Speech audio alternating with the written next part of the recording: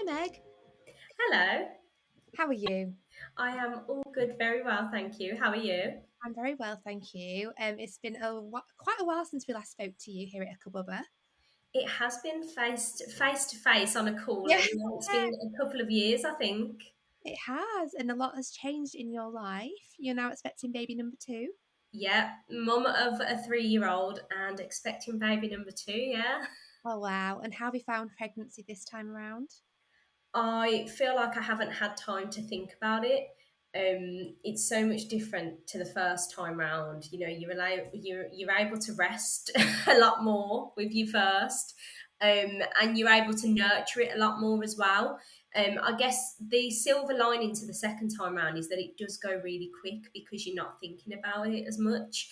But it's been nice to actually speak about that side with other people because it seems to be a collective agreement that your second is a little bit more like that. You know, you don't nurture it as much, and sometimes you can feel a little bit guilty about it, but actually, it's just normal because you just haven't got that time anymore. But it's still special and it's still, just as exciting. You just don't have that time to nurture it.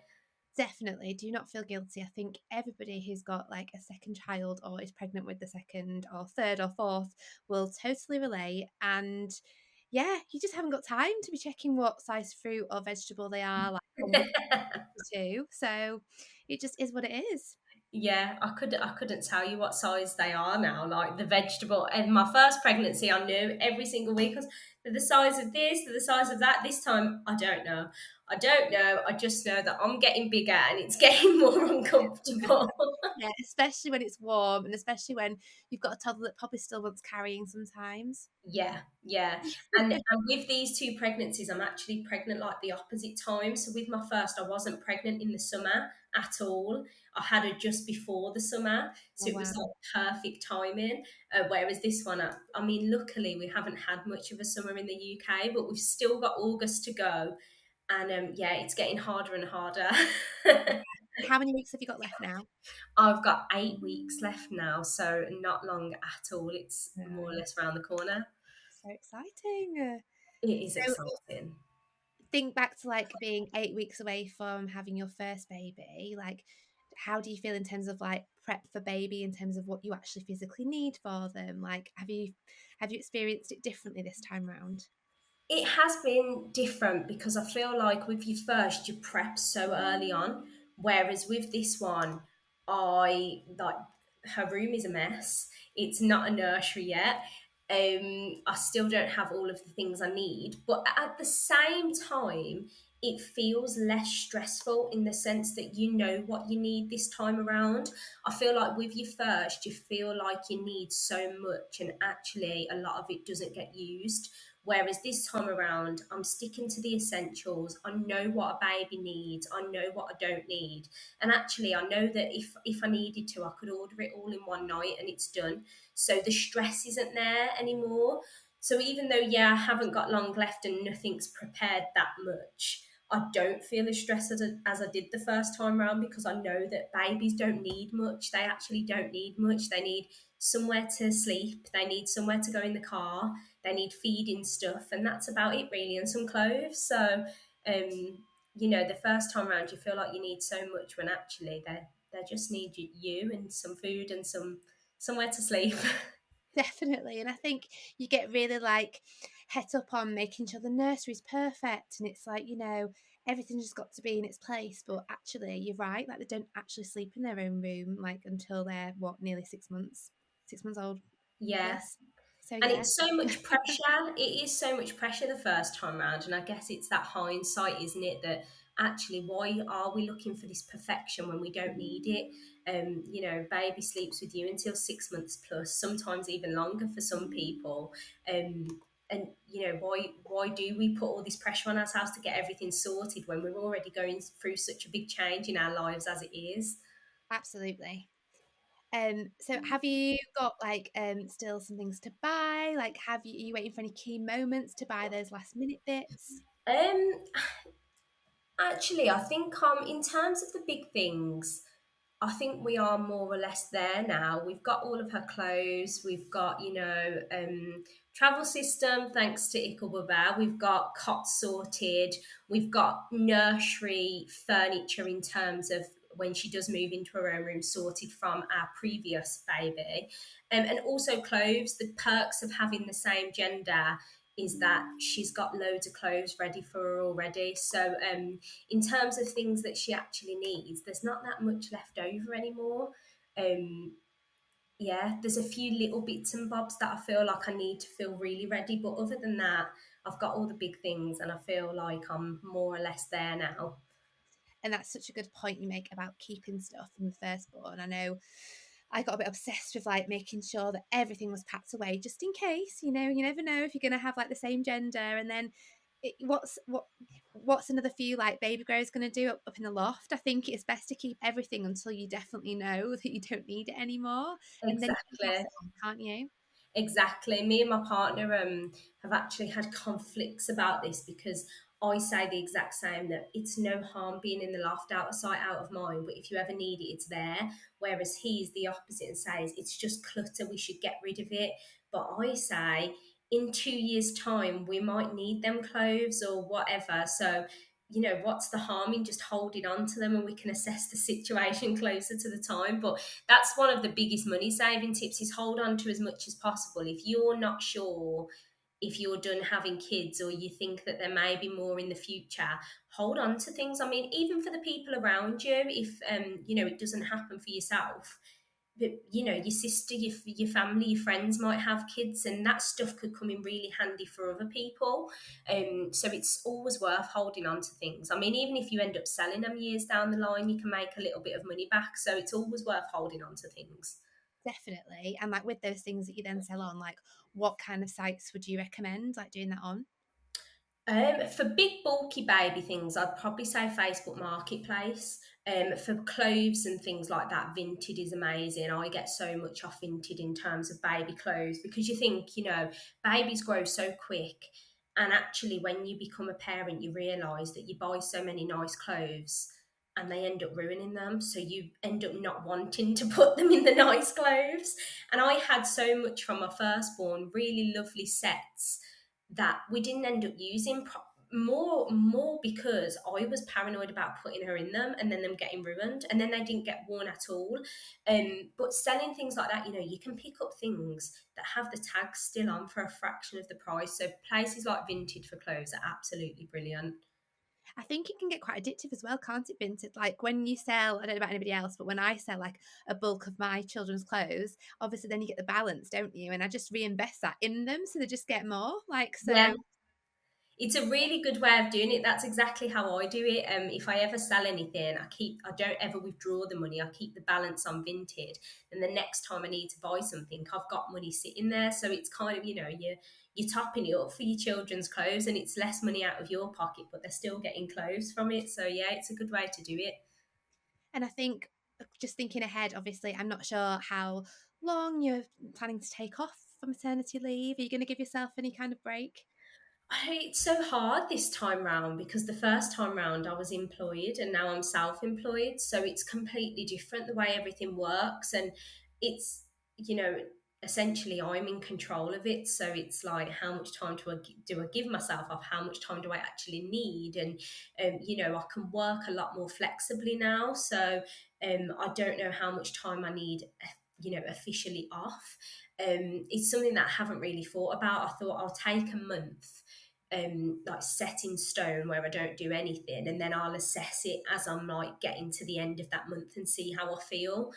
Especially with your second, you never know whether you'll just take to it because you've done it before, or whether it's going to be a whole new whirlwind because now you've got two. People are so different. Some people do so well with managing it, and other people, it's like having the first one all over again, and you just don't know how you're going to be until it happens. So I think it's good to assess it when it comes. Definitely. I mean, have you managed to like prepare like financially, like as you've obviously known you're pregnant, obviously you think you get pregnant and you think, oh god, I'm going to maternity leave straight away, but I guess the beauty is that you do get a few months notice before you actually go off work. Yeah, I mean, that's one of the biggest things when it comes to maternity leave, especially if you are on traditional, maternity leave from an employed job and you're going to go on stat maternity pay. It's being able to prep and making sure that you feel financially comfortable, because so many women get so worried about going off on maternity leave because of the financial burden, when actually it should be a happy time. You're getting 9 months, 12 months off with this child, and you shouldn't be having to think about the money worries and the stress. And that's why planning and prepping is one of the key things to making sure that your maternity leave is as stress free as possible. You've already got a new newborn to look after. um, and that's one of the biggest things, is like budgeting and seeing how much money you actually need. And with that 9 months, obviously it's brilliant if you're able to prep before you get pregnant, but not everybody knows when they're going to get pregnant. um I mean, I spoke to somebody recently who was actually going through IVF, and she was like, I don't know whether it's going to be in a year or 3 years or what.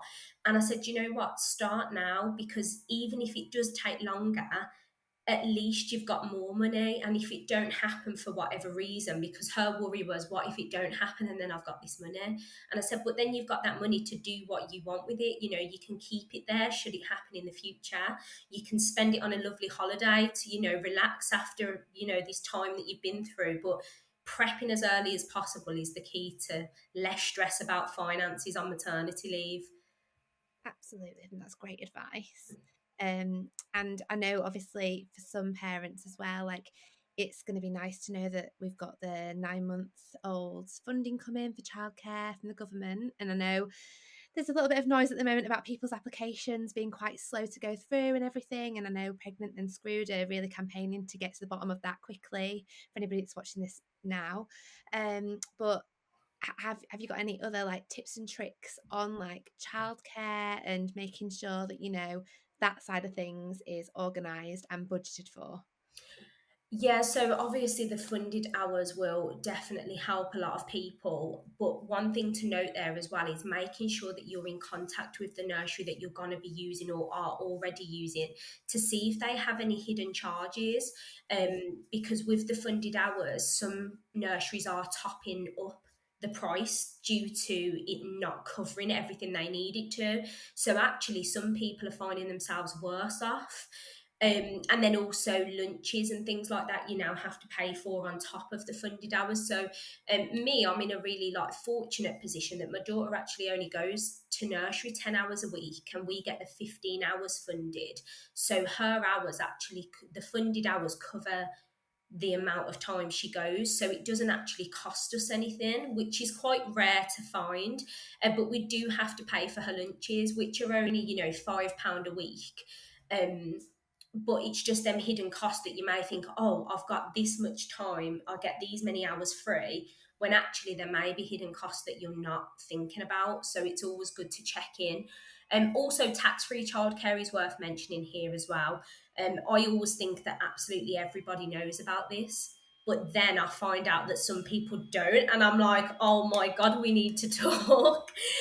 So for anybody that don't know, tax-free childcare is a scheme set up by the government where you pay in £8 and they will essentially top that up by £2, and you can save up to £2,000 per year per child. You basically get tax relief. So whenever you are paying for childcare, it's not always nursery, it can be childminders, sometimes after school clubs, before school clubs can take the child tax-free childcare account into consideration as well. But that can save you some money as well, so it's always worth knowing about that and looking to see if you're eligible for it. And I think you can still get that when you're on maternity leave as well, can't you? The tax relief. Because Yes. I thought that stopped. And then I realised, well, yeah, you are still classed as an employer, like, or, you are still working, which is great. So, yeah, definitely Yeah. that's a really good tip for people to look into if they're eligible for Yeah. that. So, obviously, life's a complete juggle as a working mum. Like, how do you find the balance? And have you got any tips? I think in terms of the balance, I don't think you'll ever feel like you have a good balance, but I do have a lot of tips that I think might help people. And the biggest one is lean on people for support, and don't always just expect people to give you support. Make sure you're asking for it. People don't always know how well you're coping or how much help you need. But I always think as parents in general, you'll always need help, whether you're smashing it or not. But lean on people and ask them for help. Use the people around you, family, friends. If you have people that work part-time around you, use them people to see if they can look after your child, even if it's not to do with work and it's just so you can get a few hours free time. um a lot of people, I see it on social media a lot, where people talk about like not having a village anymore, and I think that's where it's changed in generations. That back in the day, when typically the males were breadwinners and the women stayed at home, the women that stayed at home had a community of women that stayed at home and they collectively looked after their children together. Whereas that's not the case anymore. I feel like times have changed, yet women are expected to do more, women are expected to work, expected to make money, but still expected to look after the kids just as much. And then you're judged for being a stay-at-home mum, and then you're judged for working and leaving your kids with someone, and it's like there's no right answer. Yet women are doing so much more than they ever have before. So I definitely think, lean on people, ask for that help, don't be ashamed, because you can't do it all on your own. People used to have a village and we don't anymore. And then also just being savvy with your childcare, in terms of, try and flex them hours with nursery, use the tax-free childcare. Things like, if you are working part-time now, is it more beneficial for you to have, say, a Monday off? So when I worked in my job, my non-working day was a Monday, because that day is usually when bank holidays fall. When we had our accrued holiday, we got holidays and then bank holidays when you were part-time. So actually, if Monday was your non-working day, you got more holidays than if your non-working day was a Wednesday, for example. So it's knowing little loopholes like that. Sorry, employers, if you're listening to this. No, I'm like, what? Why have I not figured this out? And that's actually a really good one for nursery, actually, because that was a day that I had my children in, and then that changed last year, and I realised that you're paying for that day, and like Yeah, they're not in. yeah, exactly that. The flip side to that is, if your child goes to nursery on a Monday, that is 8 days of the year when you get, well, I think it's actually 7 of the bank holidays fall on a Monday, or maybe 6, but that's 6 or 7 days of the year where you're paying for childcare when they're not actually going. And the same as if you're working on a Monday, you have to then use your bank holiday allowance at work to pay for that annual leave. You're thinking, oh my God, I need to book, I need to change my non-working day now. No, cut, no, no. To be fair, I'm very fortunate because my husband has Mondays and Wednesdays off. He has his own business, so that means that then we only have to do 2 days in childcare. Oh, So that's brilliant. and Yeah. then we have like Sundays off together, but then you're like, but then look how much money that saves. So you can't Yeah. have everything, can you? I think that's you've got to try and accept as well sometimes. Yeah. And then it's not forever as well. Yes, it's all No. the days, Yeah. exactly. So obviously that's really well, that's super savvy. But just tell us in terms of like what the word savvy means to you, like how can everyone else apply some of that the word savvy into their own lives? I think it's just getting the most for not just your money, but your time as well. So just being clever about everything and trying to get the most bang for your buck, I say. Like, it's not always about the cheapest option, but it's the most value to you. How can you get the most value for your time, your money, and shopping around and finding the best deals? And, I don't always go for the cheapest option, because sometimes the cheapest isn't always the best. It can mean that things will break twice as early as they would if you paid £100 extra, for example. And just making sure that you are happy with your decision. I think especially with social media and the overconsumption of like consumerism, is that you're so quick to buy things now.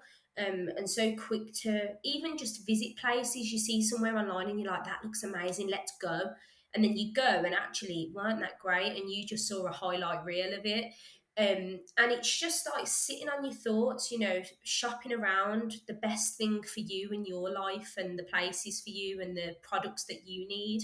um, Especially with influencers, as much as we love influencers and they help us with things that we need and recommendations, because I mean, something that I really suffer with is paralysis analysis. When I'm getting something and it's something new that I'm completely new to, I will spend ages researching it and then I won't end up buying anything. Whereas with influencers, it's brilliant because if you have somebody that you follow and you trust and you really trust their judgment, you're like, right, they've recommended it, I'm going to go for it. But on the flip side of that, you know, sometimes people can recommend products that are so expensive and might not be right for you, and you go and buy them and you actually think, I regret doing that. So it's just making sure that you're being savvy with your money and your own thoughts and making sure it's the best thing for you. I really like how you've put that, yeah. And probably just finding that balance between being impulsive and also like the paralysis analysis, like you've just said. You Like, need to get a fine balance. yeah, yeah. And I think, yeah, I think with the world of parenting as well, obviously there is so much choice out there.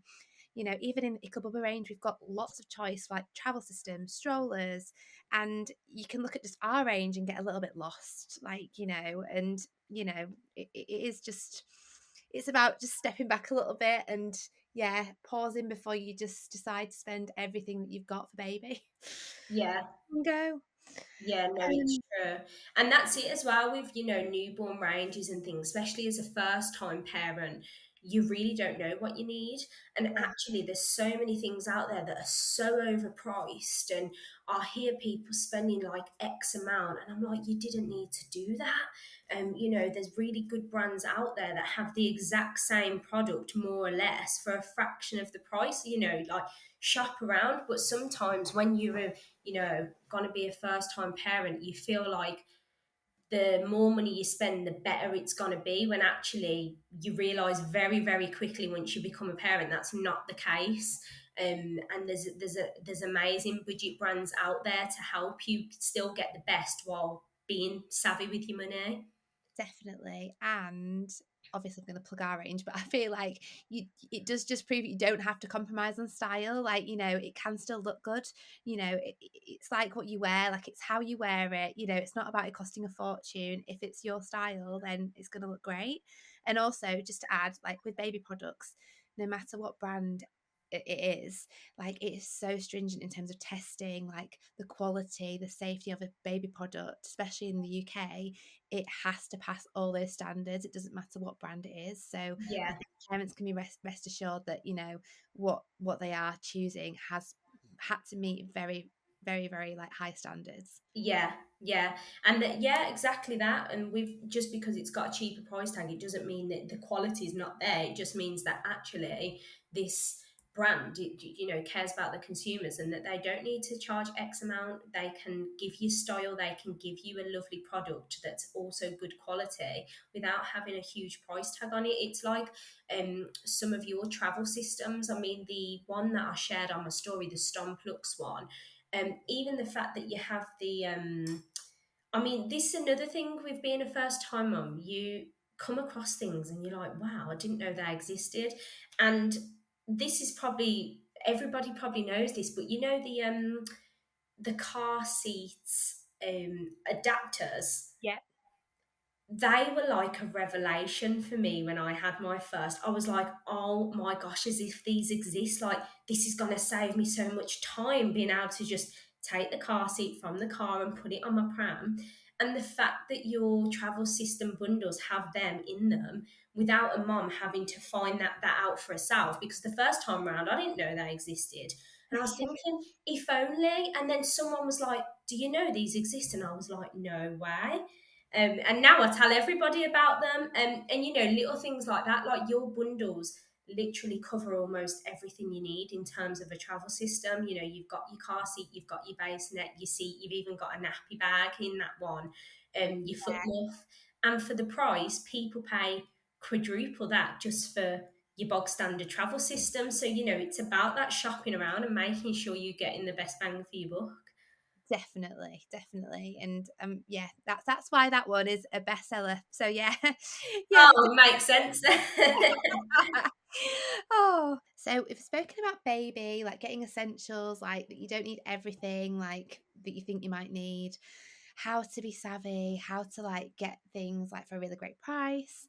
But obviously it's summer holidays have just begun here in the UK, and I know that everyone really does need a break, but cost of living crisis, everything, like in terms of prices soaring, it just feels like going abroad or even a holiday here is so much more expensive this year. I don't know if you agree.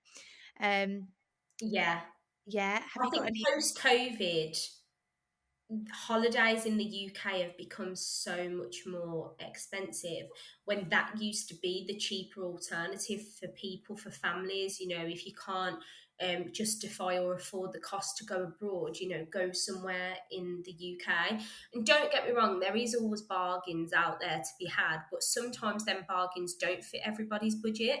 But one of the things that I do always say to people, and as cliche as it sounds, is like, romanticize the simple things around you. You know, enjoy your own home. You pay enough for your own home. Enjoy your garden, enjoy your home. You know, find joy in the little things. That's something that we are doing a lot of.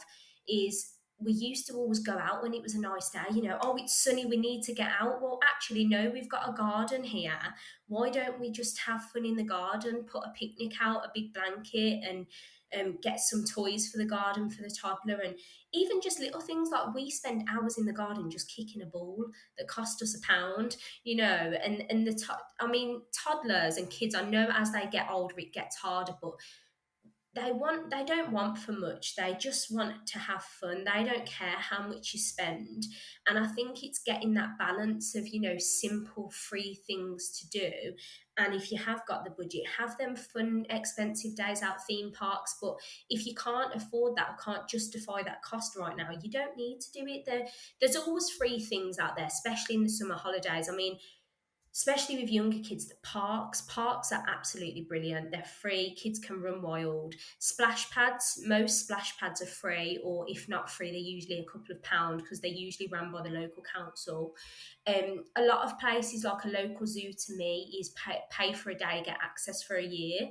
um, and I thought that was a really, really good offer, because in the sun, when it's sunny, we can just go, let's go today, and it's actually then a free day out, because when we go we take a picnic, and it's got a park there, so we can make a full day of it. And lots of companies do free things, like at the moment Pets at Homes have a Pets Pal session on, where you can book a session for 45 minutes, it's free, and you go and learn about an animal, and then you do some arts and crafts and things like that. And you know, libraries, I absolutely love ranting about the library. It's like, I feel like it's such an underrated thing, because people just think about a library being books, but actually they do classes. They do like story time classes for kids, they do reading challenges. You can go and sit there and just have some quiet time and colour in and things like that. You know, if you've got kids that are more on the wild side and you want to relax them sometimes, go to the library where you have to be quiet and you can all just take a breather. So it's really thinking about them things that are free, but actually everybody enjoys them, and that you don't have to spend a lot of money to have fun. Especially in the 6 weeks holidays, when you feel like, oh my god, all this pressure to do things, you don't have to do that, and take joy in the little simple things. I think that's brilliant advice. I discovered our local library last week, and I've got a 3-year-old and a 1-year-old. And I was just loving the fact that they could run around. It was like a class, so that was acceptable. But they could run around, and then they really calmed down and just sat. And I sat down for a bit as well. And I think that's the thing with going out on those really busy days out. You come back even more tired. Yeah, because it's not relaxing for you. You're still, you know, watching the kids running around after them, but actually a library, it's chill for everybody, because everybody has to relax at some point and chill. And it's actually a nice place for the parents too, which that's why I love recommending it to people, because they do some really good stuff as well, you know, like free classes and things like that. And then also, you know, encouraging that reading and learning element whilst you're in the summer holidays too. Definitely. Oh, so obviously 8 weeks away from having baby number two. Is there anything else that you'd like to share with like people watching this that might be in the same boat as you, thinking, oh, I'm gonna have two under three very soon? I think my biggest like tip would just be just go with it. We've all been through it once. We know we can do it. We know what's essential, we know what's not, and that just go with the flow. I mean, if I think about the way I was the first time round, I was very, very anxious, anxious to go out the house, anxious about money, anxious about baby. You know, am I doing the best for baby? But actually, I think I mentioned this before, they don't need a lot, they really don't.